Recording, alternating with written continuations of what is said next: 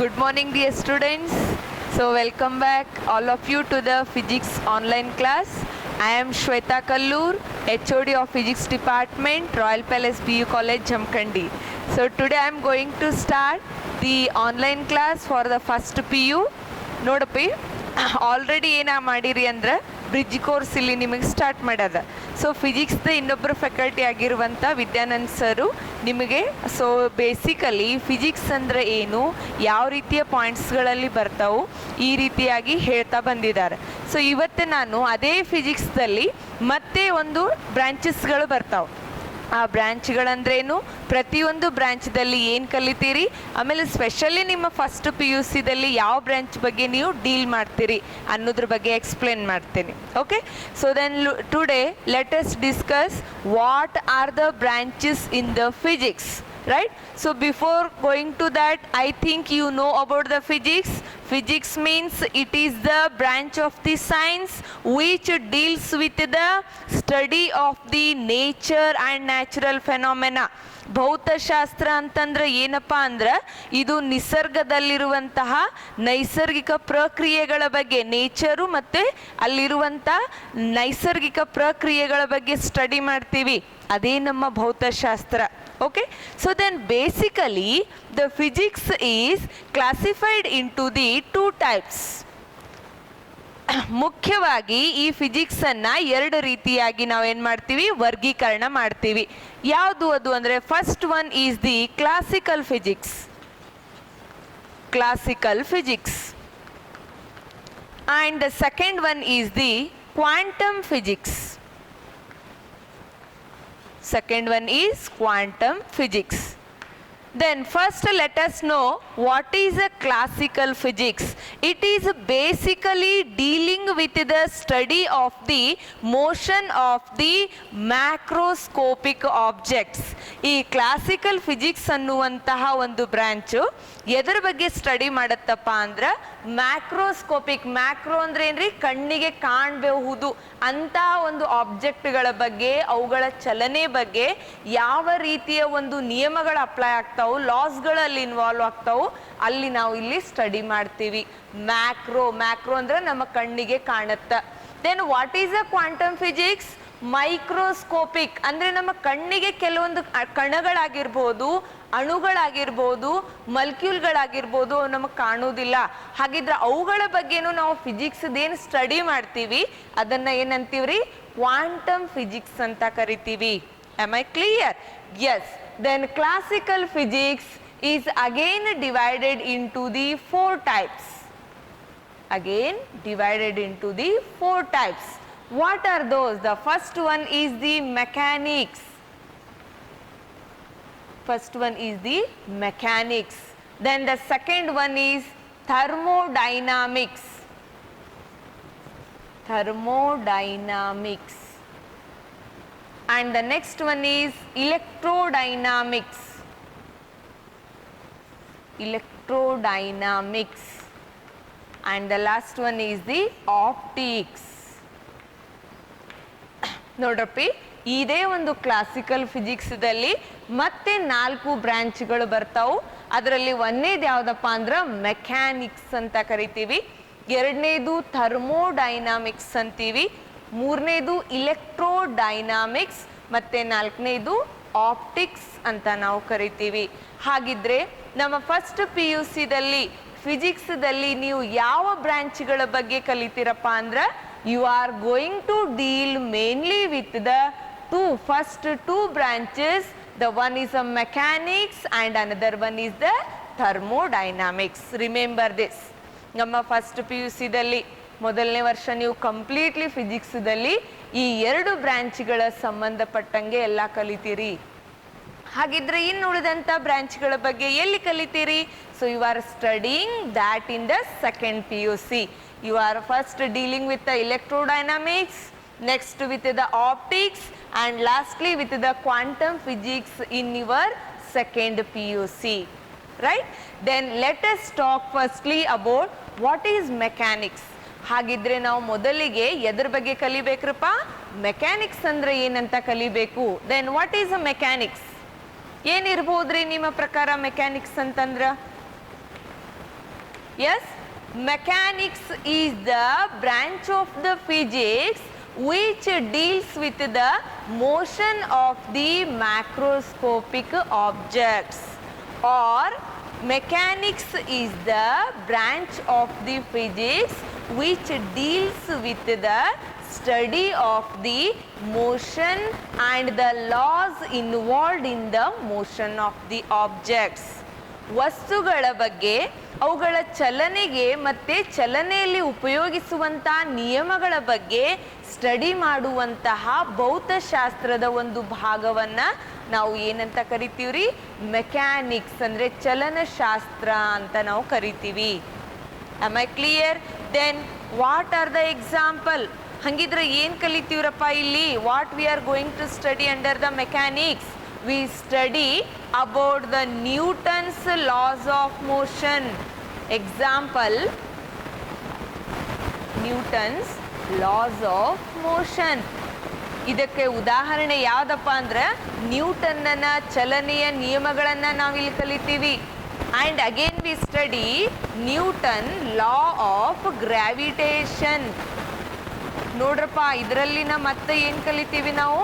ನ್ಯೂಟನ್ನ ಗುರುತ್ವಾಕರ್ಷಣೆಯ ಲಾ ಬಗ್ಗೆ, ನಿಯಮದ ಬಗ್ಗೆ ನಾವು ಕಲಿತೀವಿ. Again we study the different motions, that is rotational motion, circular motion, oscillatory motion. Everything comes under the mechanics only. ತಿಳಿತಾ ಇದೆನಾ ಎಲ್ಲರಿಗೂ? Okay, right. Then coming to the second part, thermodynamics. ಹಾಗಿದ್ರೆ ಎರಡನೇದೇನಪ್ಪ ಅಂತಂದರೆ thermodynamics.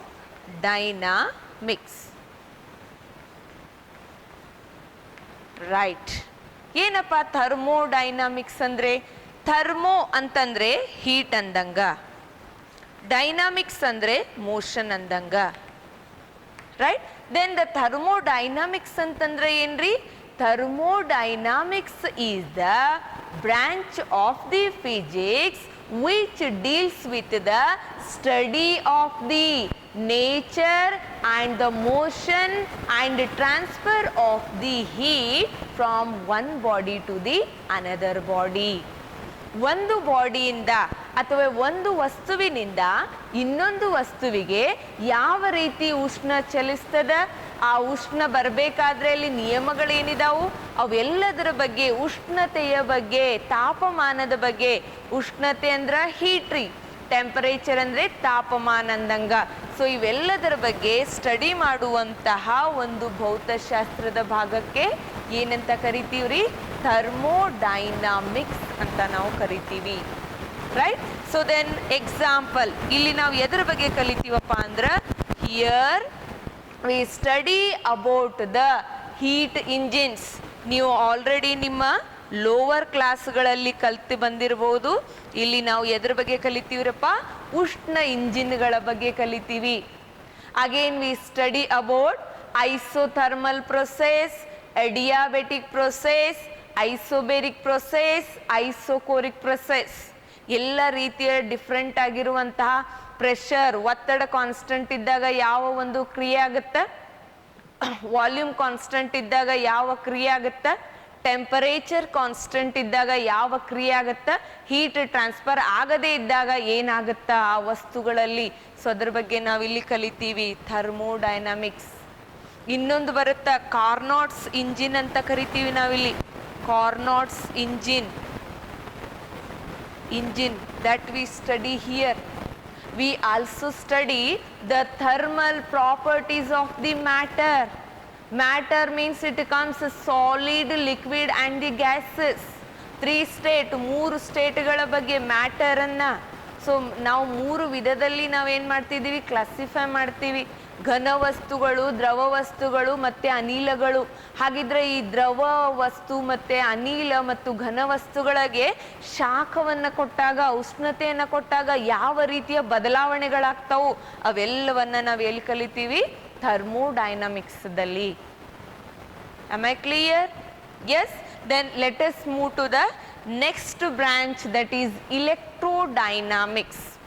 The next one is the electrodynamics. electrodynamics.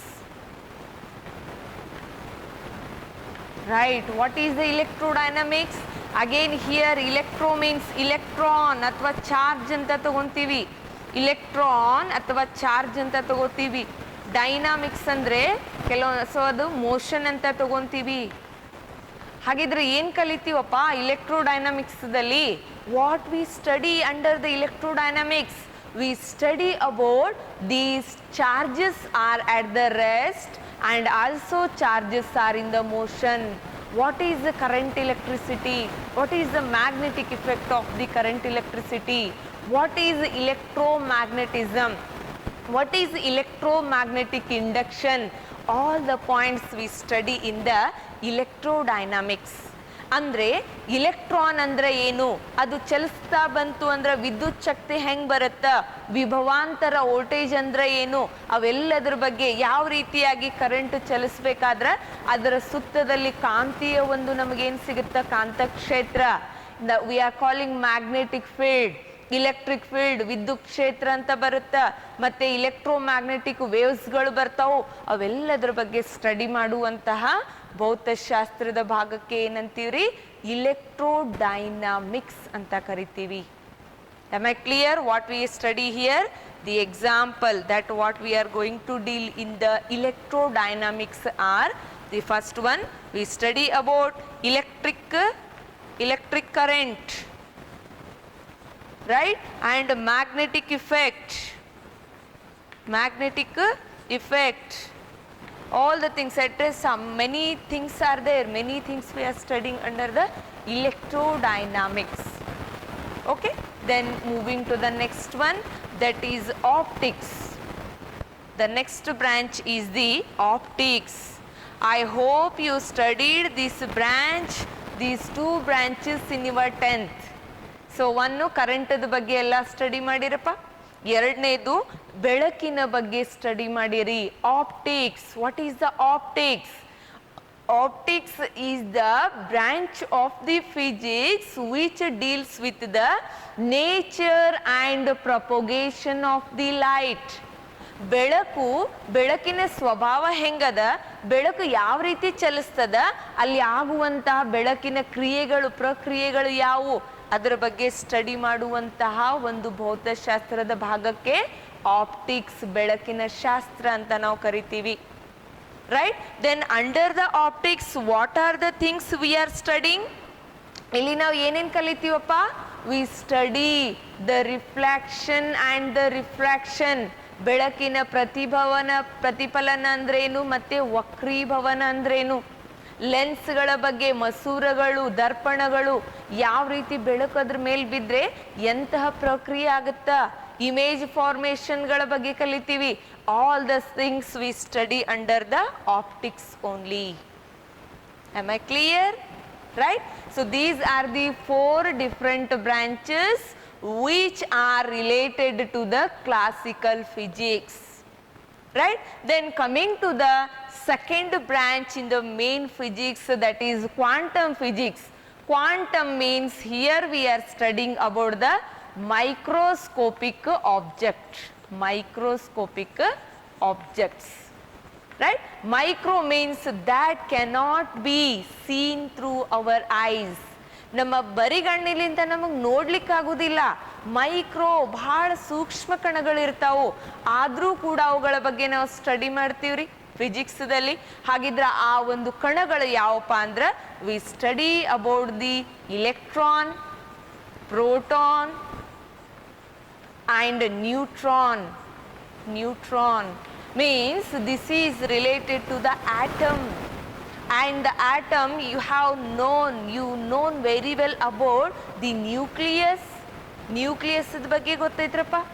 ಅದರ ಸುತ್ತಲೂ ಇಲೆಕ್ಟ್ರಾನ್ಗಳು ಒಂದು ಆರ್ಬಿಟದಲ್ಲಿ ಮೂವ್ ಆಗ್ತಿರ್ತಾವು.